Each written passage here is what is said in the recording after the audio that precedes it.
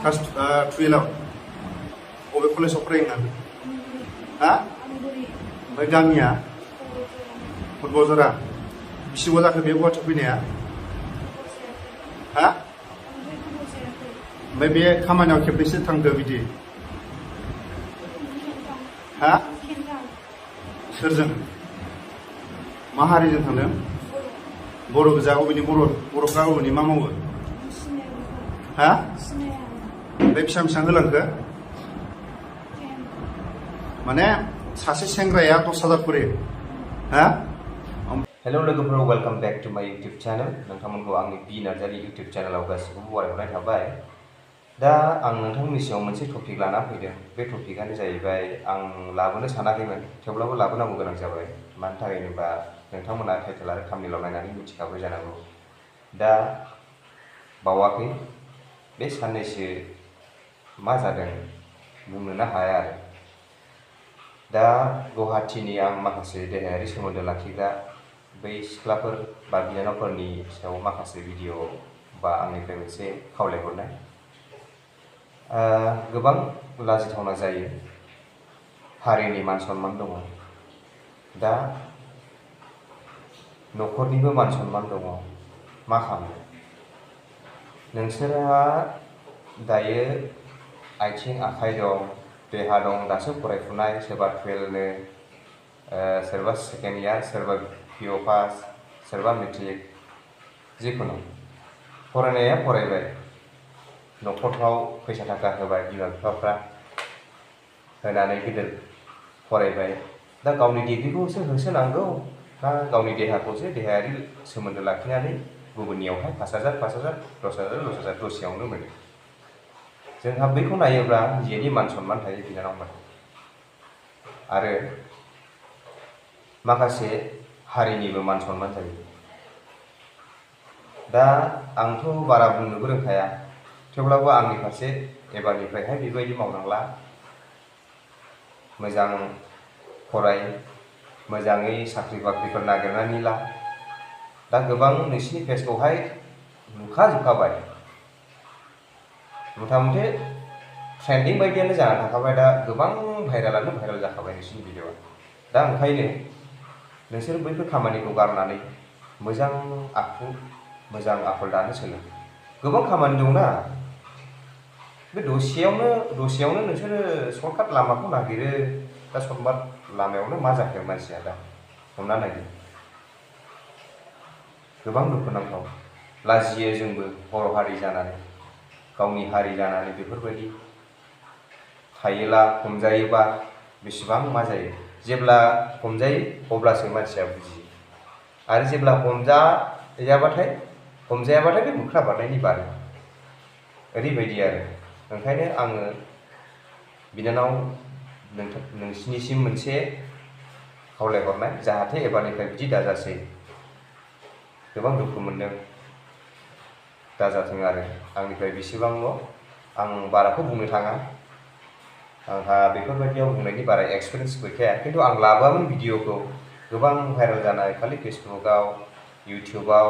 गासिबावबो नुजोब्बाय दा नै मा खालामनो दा नोंसिनि न'खर नोंसिनि बिमा बिफा आरो हरैहाय गामिनि मान सन्मान थांजोब्बाय मा खालामनो दा नोंसोर गुवाहाटीयाव फैबाय खामानि मावनानै जानो हायो गोबां खामानि दङ दा बेवहाय नोंसोर सर्टकाट लामा नागिरनानैहाय गावनि देहायारि सोमोन्दो लाखिनानै मा खालामनो हायाना थ' लोगोफोर बिदिब्ला आङो एथ'ग्राब बुंनो थाङा भिडिअखौबो आं बारा गोबाव लाबोनो सानखायाखै जाय दा सोलिफुबाय थानाय बिनानावफोरा नायनानै ला बेफोरबायदि खामानियाव थायोला माबायदि जायो नायदो नोंसोरो ओंखायनो दानि फैबाय थानाय गथ'फ्रा बा बिनानावमोनहा जाहाथे बिदि दाजाथों नायनानै ला भिडिअफोरखौहाय माबायदि साजा मोनो माबायदि लासिं सिं जायो जोंनि बर' हारिया बिनानावमोन निजेनि दा बिसोरनि बिदा दङ बिब' दङ बिमा बिफा दङ दा मा लासिं सिं जाजोब्बायना लासिं सिं खालामजोब्बाय गासिबो गावनि जाथि खुरमा गावनि बिदा बिनानाव गावनि बिब' बिमाय गासिबो थांजोब्बायना दा ओंखायनो गोसोआव ला दानि फैबाय थानाय गथ'फ्राबो बे भिडिअखौ नायनानै ला खिन्थु भिडिअखौहाय आङो ससे क्लिप होनो हागोन भिडिअखौथ' बयबो नुजोब्बायानो जानांगौ ओंखायनो भिडिअखौबो नायनानै ला आरो एबारनिफ्राय आं खावलायो जाहाथे बे बिनानावफोरा जायफ्रा हमजादों बे बिनानावफ्रा एबारनिफ्राय बिदि दा खालामसै मोजां खामानि मावनानै जा साख्रि होसो दासिम बहुद टाइम दङ फैसा थाखा नांगौबा बिमा बिफानावनो मोनखायो बेफोरबायदियावलाय मानो गोजावलाबायनांगौ जाखो दा आं बेखिनिखौनो बुंनानै बिनानावमोनखौ खावलायहरबाय दा जाहाथे एबारनिफ्राय बिदि दाजाथोंसै आरो एबारनि फैबाय थानायखौबो आं बुंदों फैबाय थानाय बिनानावमोनखौबो आं बुंबाय आंनि न'खरनि बिनानावानो जा आमाइनि बिनानावानो जा जाहाथे बेबायदि लामायाव दाफैथों भिडिअखौहाय मोजां नायनानै लाखा मोजाङै नायना लाखा खिन्थु माय गड भिडिअखौ नायनानै गाज्रि मोनो आं दुखु मोनो बैफोरबायदि सोंलु फैनाय बायदिसिनानि सोंलु फैनाय दसेल' होननाय बै सोदोबा बहुद गाज्रि ओंखायनो एबारनि फैबाय थानायखौसो आं खावलायगोन दा जि जाबाय थांबाय बैसोरबो सुद्रायगोन एबारनिफ्राय जानाय नंले बिसोरबो एबारनिफ्राय जानाय नंले आरो ओंखायनो दा फैबाय थानाय बिनानावफोरखौसो आं बांसिन खावलायगोन जाहाथे बेबायदि दाजाथों आंनियावले गामिफ्राव बिदि जालायला रागा जोंखायोलै सयथि देग्लिजोबनो लुगैयो आं आरो सेंग्राफोर बर' राइडार ना मा होनो राइडारनिबो नामखौ गलायबावबाय सांग्रां जा राइडारफोर सोरबा थांदों जोंथ' बेखौ मिथिला लिस्टआवथ' ओंखारखासिगोन ओंखायनो लिस्टआव ओंखारलाथ' जाहा मेलायानो जाबाय ओंखायनो एसे राइडारफ्राबो एसे सांग्रां जादो आं बेखौनो खावलायहरबाय आरो आंथ' बेवहाय जेबो मिथिया जिखुनु राइडारनि नाम ओंखारदोंनो खिन्थु राइडारफ्राबो एसे सांग्रां जादो आरोना जाहाथे बेबायदि लामायाव दाथां आं बयखौबो खावलायहरो आरो नाम ओंखारोला एसे उसुबिदा जायो आरो खोनानायाव गाज्रि खोनायो बर' राइडार होनदों बिसोरो दा सोरखौ सोर होनदों सोरनि नाम सोर फैगोन बेखौथ' आं मिथिला ओंखायनो एसे सांग्रां जानानै थादो आं बेखौनो खावलायहरबाय आरोना दे जिखुआनो जा आं बेखिनिखौनो बुंनानै आंनि भिडिअखौ दोनथ'बाय आरो नोंथांमोना भिडिअखौ मोजां मोनोबा लाइक शेयार कमेन्ट खालामबानो जाबाय आरो जायफ्रा कमेन्ट खालामनोसो कमेन्ट बक्सआवहाय कमेन्ट खालामनांगौ गोसो कमेन्ट खालामबानो जाबाय आरो अके बिदिब्ला बाय बाय आं बेखिनियावनो दोनथ'बाय नोंथांमोना भिडिअखौ हाजासे शेयार खालाम लाइक खालाम साबस्क्राइब चेनेलखौ आंनि चेनेलखौ साबस्क्राइब खालाम जाहाथे नोंथांमोना फैबाय थानाय भिडिअखौ आंनिखौ नुनो मोनो आं आरो माखासे खोथाखौ बुंदों आंनिफ्राय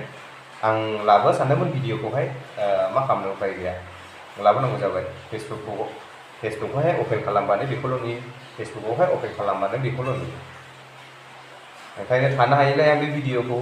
आंनि फारसेबो खावलायहरबाय बिनानावमोनखौबो आरो फैबाय थानाय बिनानावमोनखौबो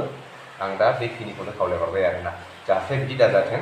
मोजां सोलोंथाइ लानानै गोजौ फारसे दावगानो नाजा बिदिब्लासो हारिया जौगानो जोंहा माबा मोनसे बदनाम जायोबाथाय एकदम सेस थांखायो लासिंसिंनो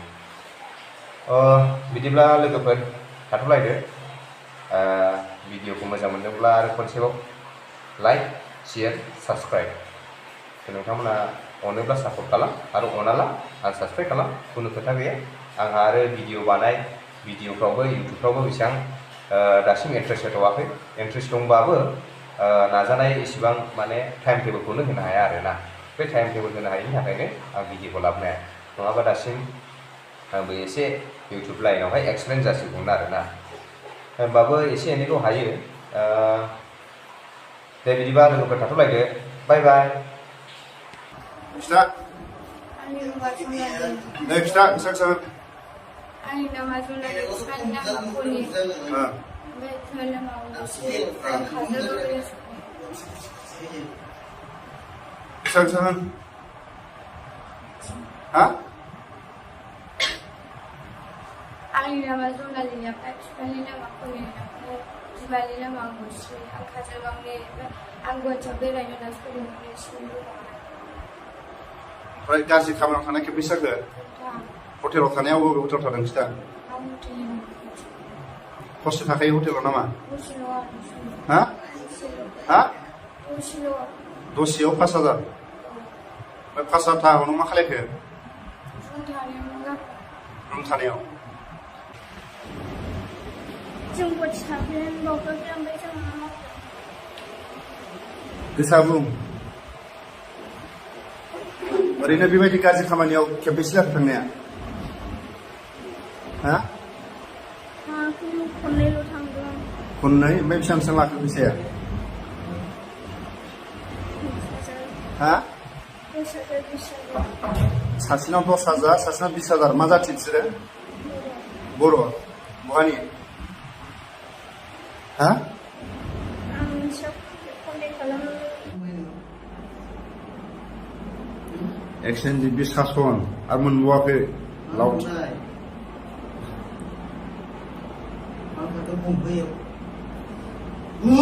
मानो खारनाय खिथालाय देलाय नै मानो खारनाय खिथा मानो खारनाय खिथा दे मानो खारनाय खिथा दे बिदिन्था दे बिदिन्था दे दे मानो खारनाय खिथा मानो खारनाय खिथा एसे मोजां मोजां खुगा मा दं दे खिथा खिथा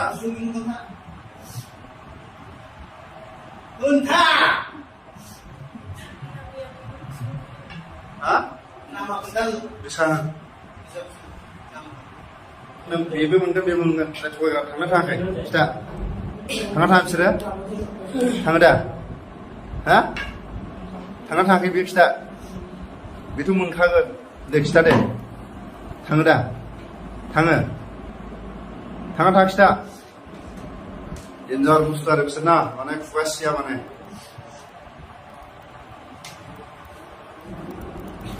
दा मोनायाव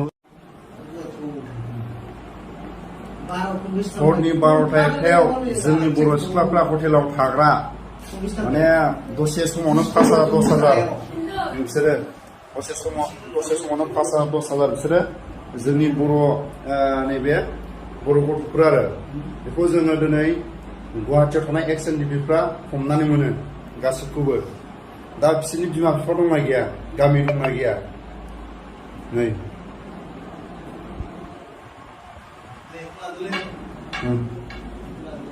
हा मोनजादोंना मोनजायाखैमोन गाननो मोनगोना मोनाखैमोन दा थाखा फैसा मोनाखैमोन ना फरायनांगौमोन बेखौ बुंलांनांगोन नोङो हरनि 12टा 1टायाव एक्स एनडिपिनि अपारेसन गुवाहाटियाव माने गाज्रि देहा फाहामग्रा आरो जाय बिथांमोननि माखासे सिनां दंबावो बिथांमोना जाय लिंकआव फैयो बिथांमोननि मुंखौ जों लाजोब्बाय बिथांमोनाबो माने खारग'नो हानाय नङा आरो दा बिथांमोननि बुंनाय मथेबा माखासे बर' राइडारफोरबो दं होननानै जों खोनानो मोनो बिथांमोननि खुगानिफ्राय आरो जायफोर बिथांमोननि माखासे साप्लाइमेन बिथांमोना माने फ्लेटआव थायो जाहैदों माने थाखा फैसा गोनां गारि गुरा गोनां नायदो